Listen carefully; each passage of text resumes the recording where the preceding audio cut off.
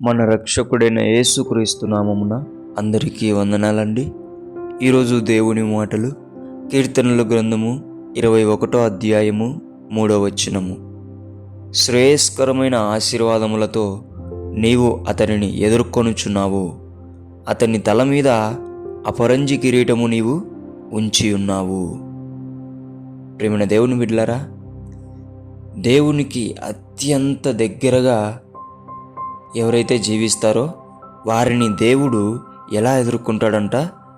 శ్రేయస్కరమైన ఆశీర్వాదములతో ఎదుర్కొంటాడంట.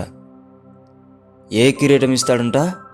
అతని తల మీద అపరంజి కిరీటము ఉంచుతాడంట. దేవుని బిడ్డలారా, దేవుని చేత నీవు కిరీటం పొందుకోవాలి అంటే, దేవుని చేతనే నీవు శ్రేయస్కరమైన ఆశీర్వాదం పొందుకోవాలంటే అత్యంత దగ్గరగా నీవు దేవునికి జీవించాల. ఆయన ఏ మాట మాట్లాడితే ఆ మాటకు లోబడాల.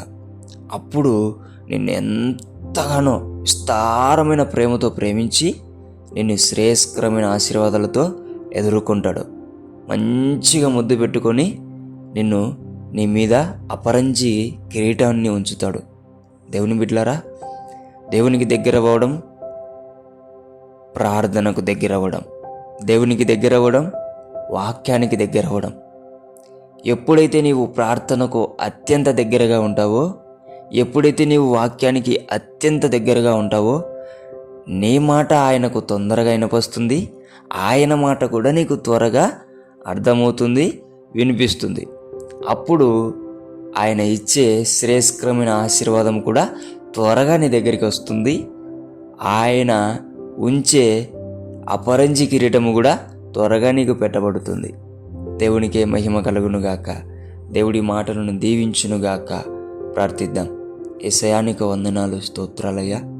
నీ కోసం అనేక మంది నీకు దగ్గర అవ్వడం కోసం అనేక ప్రయాసపడే చాలామంది బిడ్డలు ప్రభువా ఎదురు చూస్తున్నారయ్యా.